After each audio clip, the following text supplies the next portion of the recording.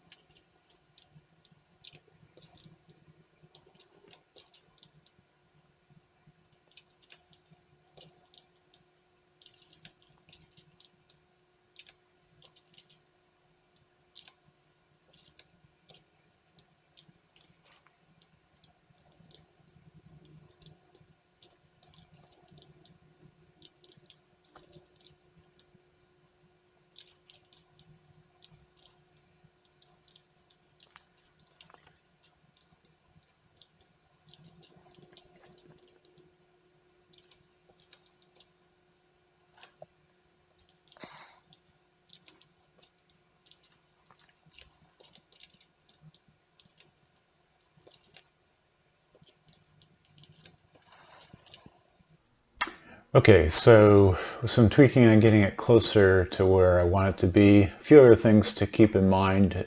There's a number of alignment tools in power surfacing, so I prefer this whole center loop, if I double click on this, to be aligned with my right plane. So if I go to my top view, you can see it's slightly off, and there is a tool for that. I can go to snap to plane, and I can pick this right plane, which you have to do from the feature manager actually. And then double click your loop. Grab it. There we go. The way it works, you have to hold down Control, do both, and then snap it. So now I'm aligning it to my plane. Let's do that one more time. So I'm going to grab all that. I'm going to Control Shift, select my right plane, and then snap to plane. And so there it snaps to plane the best it can. If you want to do it by vertice, it looks like I can grab those and then the plane, then snap it. So that's an alignment tool. You can make geometry straight, or that is edges between vertices straight by picking the first and the last and then the center one, and then you can actually flatten or make those aligned. So we have alignment tools. We can say line a linear here, and now it's aligned those three linear, or you can align them by certain directions, by your X, Y, or Z. If I wanted to go with X, of course it's not going to do what I really want it to do there, so you do undo. You can align them in Y, so maybe they're not quite flat. I can align them in the Y, which will put them all three in the Y plane. So I don't really want to do that because these are all slanted, but just so you know that there's ways to align geometry automatically.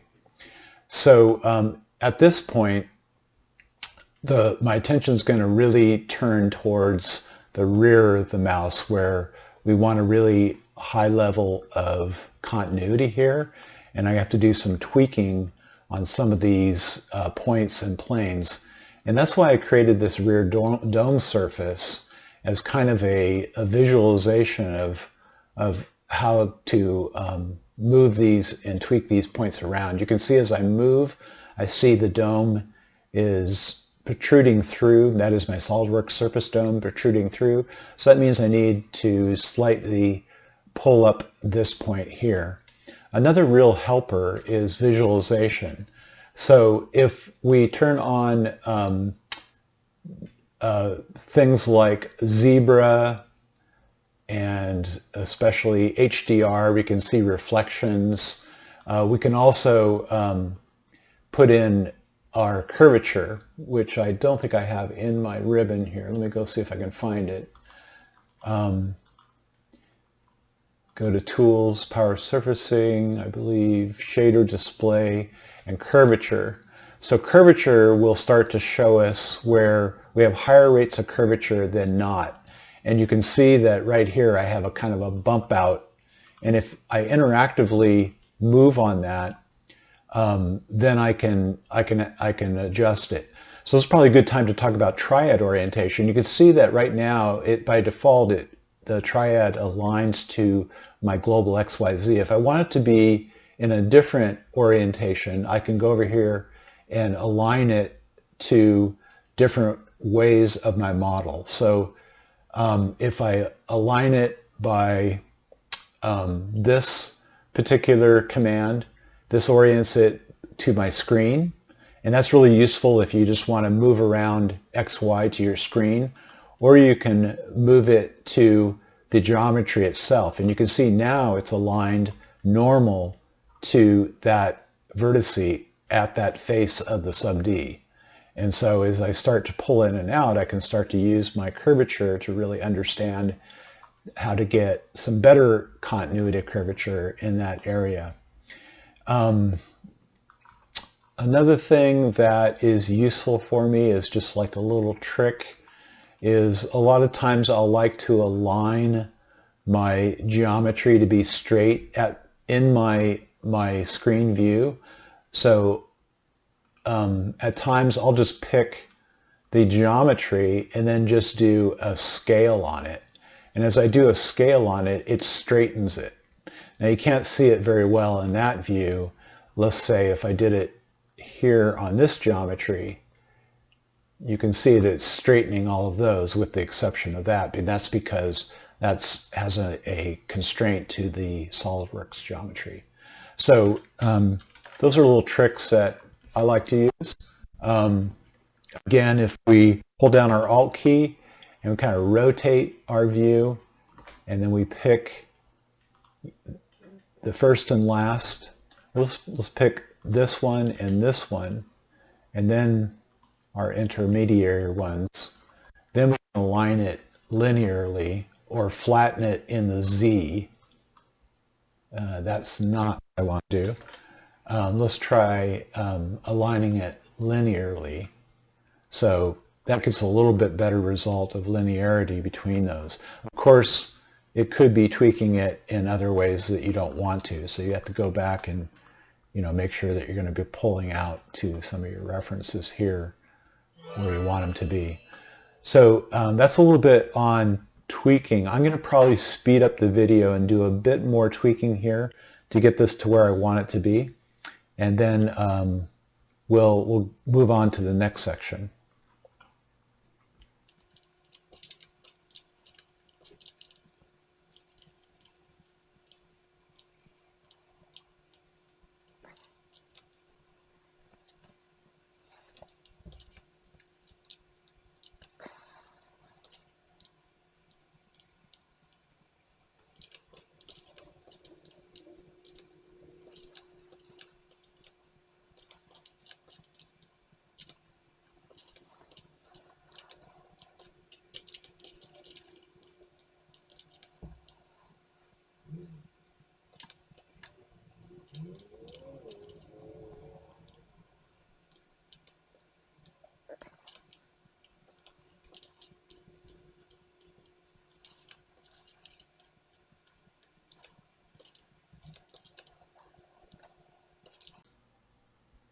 Another thing I wanted to point out is I'm not going to particularly use it in this particular model, but here, let's pull this out just a bit more. But you remember I mentioned that you could, instead of having just a very hard creased edge, you can introduce a quasi fillet into it. So remember, if you pick these edges, you can go to the edge vertex weighting and drop it down to, say, like 30, which would make it pretty soft in the front. Let's maybe do 50. And now we have somewhat of a filleted edge that's going to rebuild into SolidWorks. One thing you can do there, one of the things about that is how to transition that from a fillet to completely smooth. And in addition to doing that, you can also weight the vertexes individually. So if you look at these vertexes right now, and they're weighted at 0, we want it to be 0 right there because this is where we want it to be very smooth and translate into no radius. But you can actually, if you have a number them in line with your edges on the sub D, you can give them different values. So if I, for instance, make this 50 and make this one 70, and they do kind of move around a bit on you, so you just have to be a little careful with that. And then this one is 0 as we had it, or it could be actually 10, and then this one is 0. Then when we rebuild our model, we get a little bit better transition between the fillet to the back, as you can see. We have to do a little more tweaking here, but you can see as far as the fillet itself transitioning back to a smooth edge, it does a fairly good job of that. But that's a little trick that you can employ to get an edge or a crease that fades into nothing. So with most of our tweaking done, we've pretty much established our sub D, and we can move back to SolidWorks to finish a lot of the detailing. There are a few other things I considered with this mouse to add some further detail, which are basically divots for the buttons on the top, and there's a divot over on this side. If you take a look at this particular view of it, you can see it right here on the right side of the mouse. It's fairly subtle, and we can get those things into sub D. I found that similar features like that are fairly uniform can be easily done over in SolidWorks on top of the sub D. But just for the sake of showing it, if we go and edit our sub D feature, we can go into this area and like I need to, let's say for instance I wanted to create a divot in this area. Well, I can insert some edges, so I can just start drawing some edges, kind of a loop within here.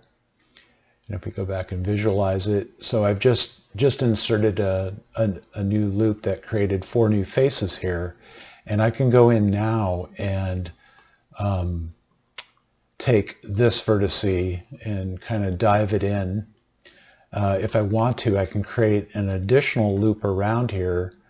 I would probably take these 4 vertices and then do a scale probably in this direction, and then maybe bring it down in this direction, and then consider another loop within here. But you can see when you visualize the cage, you see that there's some issues here with the way that I've extended in that last edit. So I'm going to probably just undo that. See if we can undo it. There we go. Let's while we're in this view, let's insert some new edges. So I'm going to go in here, create a new loop, and then go back to our sub D with edges view, and let's take these. Well, let's just take this edge, kind of move it this way. Let's move this vertice also, so because we know that could conflict with it. So with this, just checking this, that looks good. We can do an interesting edit on this with what's called levels of detail. So with levels of detail, if I invoke levels of detail and put it down to level 2, we now get a finer view of the subdivision in this area, and it's a way of doing local edits. The best that I can see how to use it is to be able to use it at this level to just affect more minute areas of the overall sub D. So if I wanted to, for instance, pick these 4 faces, and then well, let me do it by vertice, and then we're going to use something called soft selection, which is kind of interesting. So soft selection says I'll start to edit this, but I'll do kind of a ramp off or logarithmic edit in this region. So it'll move the most at the center and move less out towards these other selections. So I'm moving that in. And then I think I want to have actually a hard, let's turn off soft selection. And I want to have like a hard crease out on this loop here.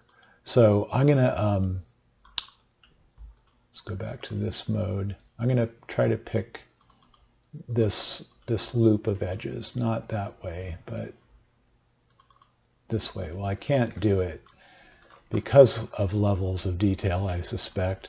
So I'm just going to kind of manually select these edges right here. And then I'm going to pull them out because I want to get somewhat of a definitive ridge happening. So now if we turn off our levels of detail, we have a feature that kind of exists in a sub-level of the overall sub D. And if I pick those faces and kind of expand it out to those and move them, now I can control that individually, which is an important thing to do, because you don't want to affect the overall sub D. You just want to affect this kind of local design detail. It turns out that I didn't really use this feature because I created a much easier version of it back in SolidWorks on top of the sub D model, and I'll show that in a little while. Some other important features that you should be aware of are the sub D checker. So the sub D checker, if you have a model that's giving you errors when it actually converts back into the NURBS model for SolidWorks, sub D checker is a good thing to use. And the way it works is it'll highlight the areas where it sees issues. It's not the best right now for kind of drilling down to the actual issues. It doesn't really work that way, but it is a good check to if you're having issues with your model. And I suspect if I turn on this view, you might see some of the problems with it. I can't see them right now, but I would suspect it probably has something to do with my alignment or my constraints with the SolidWorks imported references. But in any case, I know that I'm not going to use that detail, so I'm just going to cancel out of this edit of it, and then I'm going to just move on to now creating a lot of my SolidWorks details on top of this. Okay, so that was all well and good, but what I realized after I took a look at my mice, I'm getting my mice confused. That detail is not on this mouse. The detail I showed is actually from the mouse I currently use, which is a wireless version of that. The detail I just showed you is not on this mouse, and you won't see it in your files. The detail again is this detail that I'm showing here, and it actually, you can do the same thing. And if we go back to our design here, and we insert some edges like we had just done, I think we can do it with just a single loop here, and then take these two and scale it in this direction. Let's make sure we're not violating anything here. Still looks okay. I think what we could do is, well, let's just get back into levels of detail, because that's where this, I think, will work. So the detail I showed was more like a wedge that's coming out. And so we actually want to pull these three. I should grab these at the same time and pull them out.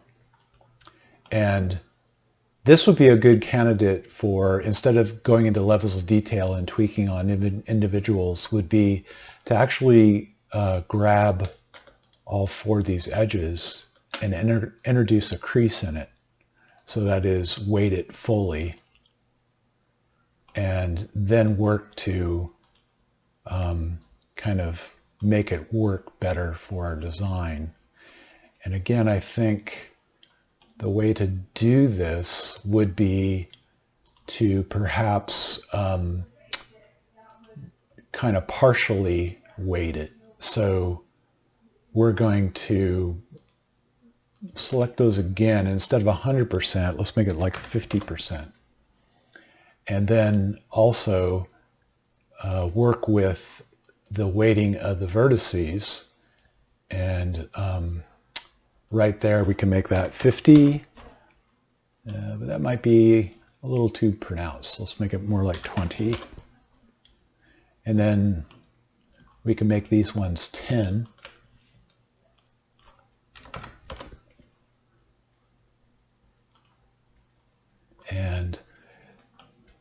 And then it's still like a little too pronounced. And I think that kind of works. We could scale these together a bit more and bring them in to make it a little bit more pronounced as it comes out of the surface. So I think that's working. Just need to do a little bit more tweaking. Take a look at it from its side view, and the whole detail is probably a bit too high, so I'm just going to take those vertices and move them down, and then rotate my view a bit and go and move my triad to on screen. Pick these three and then do some alignment, and I'll use well, I think what I'll do instead of doing it that way, I'll use this way. So I'll pick these three, and then I'll use my scale tool in this triad to do that. So now we've got something that I think works. It's a little bit more tweaking. And you could even go into levels of detail on this and do a bit more. So if we wanted to go down to 2 levels, we could go and start to work on this a bit more. So, I want this transition to be a little bit better. And that transition is looking pretty good. That might want to come in a bit and get a little bit more better transition between the wedge area. And then I could even take down, I'm going to leave it at that. I could be tweaking on this all day, but basically now we have something that when we go back to SolidWorks, we'll see how that looks. So yeah, it's a little bit more work to do up here, but you get the idea. You can do some pretty interesting and refined details in the sub-D to get your unique local design intent details.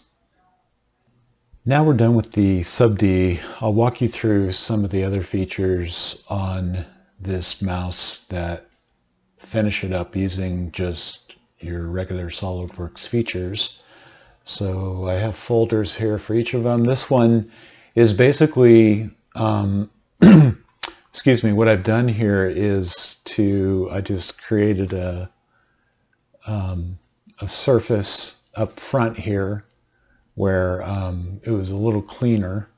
And then with that boundary surface, I went and knitted up that with the sub-D and the planar bottom to make it solid. So at that point, we have a solid model. And then a few details here. I just did a 0 copy offset of this surface right here.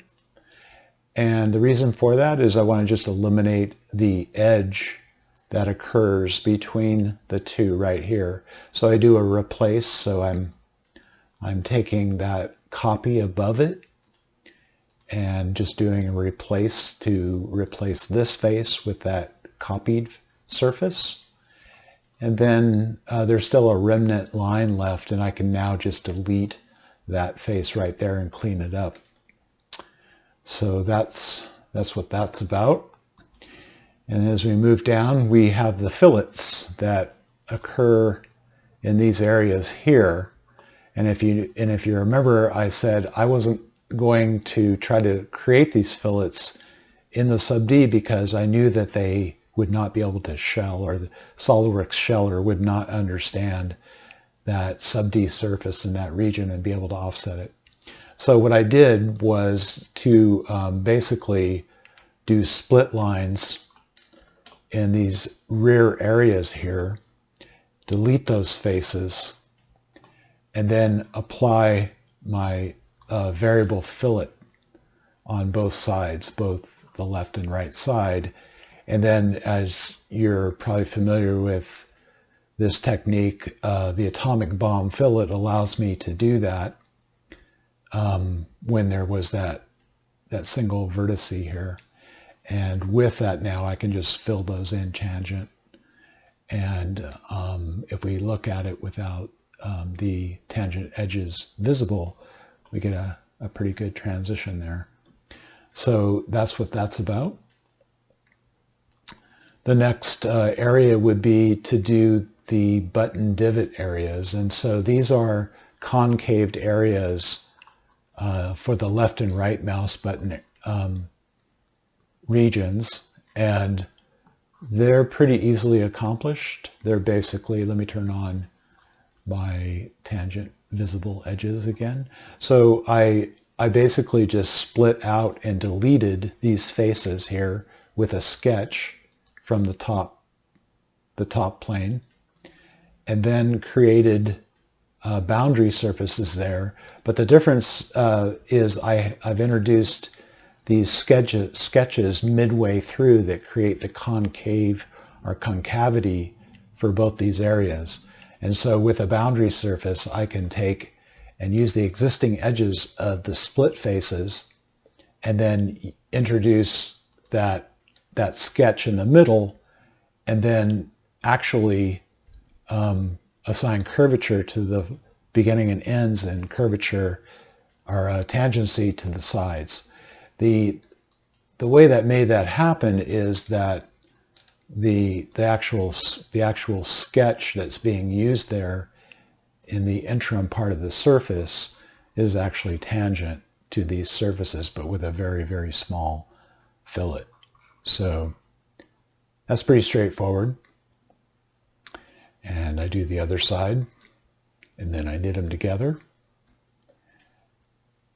And then I have to create this bump out for the wired cord coming out the front.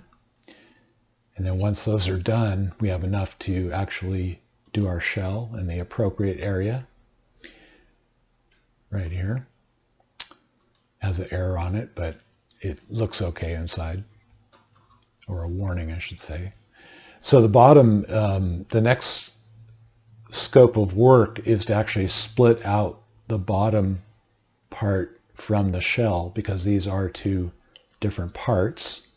And so I create a surface that's just slightly offset from this edge, about 1/4 of a millimeter. And then I create a planar surface for a cap, knit it, and then I use that surface to, I'll just show it temporarily here, to split it out, that part of the solid body shell. And now I have an individual solid body for the bottom. And then we take and we apply some feet right here, and then we put some fillets on those, and we're done with the bottom. The next area is to move to the mouse wheel, and so that's just a few features to create a revolve and with some fillets. Pretty straightforward. And then we're going to move to the top side details, and there's quite a bit of detail here because this mouse is interesting. Like a lot of mouses these days, they incorporate the buttons into the top housing as living hinges. There isn't any separation of a part. But to do that, now that we have a shell, I have to create the split down the top, and then I have to create the splits down the side. And those are pretty straightforward. I'm trying to do them pretty conventionally with cuts, thin extrude cuts here and here, as well as in the middle, and create a few draft features to get that split, or that parting line going in, the walls going in the right direction. And then this feature here is just basically cleaning up all of that. Here I'll expand it. And it's basically using a lot of move faces, delete faces, and then some extra geometry to just make all of this work as a button. So you have to have the clearance for the button travel, and you have to have these walls separated from the overall case. And so that's what that folder is about. And then we have a mode button up top here that I'm creating, the simple boss, and some chamfers and fillets and additional fillets around the mouse wheel. And then some of the last features have to do with the side button. So the side button is pretty straightforward, where I've just offset this face a certain amount. I'm not sure what I actually did. No, it's a copy face. And the reason I did that was that if we roll up, I'm going to extrude a button out into that surface so it's flush with that side face, and then using the same sketch with an offset, cut the hole for that button, and then create some reference geometry to build the kind of complex swoopy button top cap for this. And I did that with a single fill surface.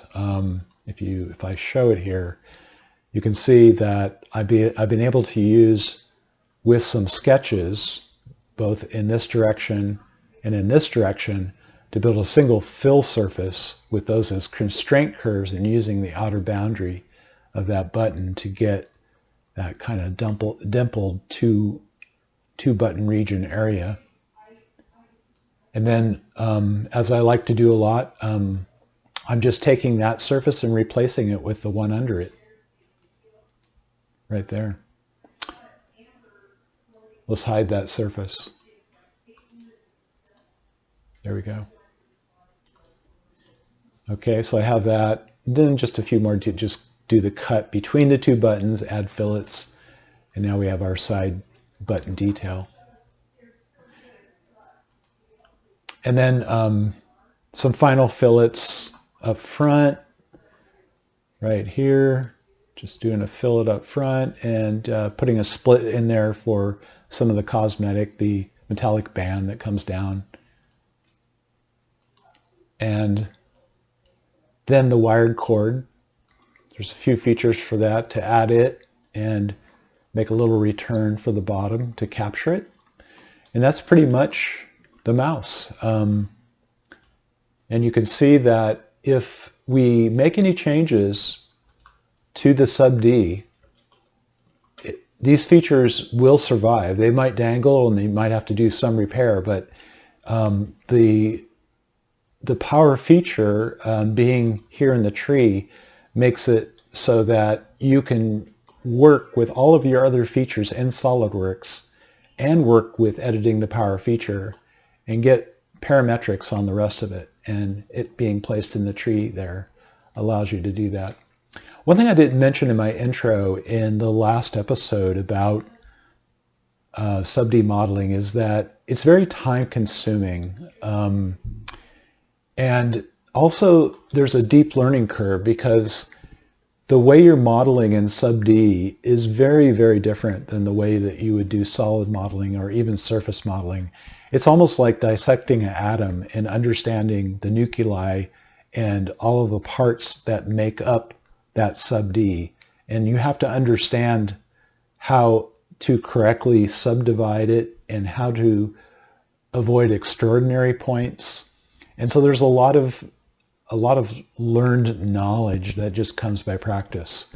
But it does help quite a bit when you have organic shapes like this, where you have to do something that's very continuous and you don't want to struggle with matching your surface boundaries or whatever.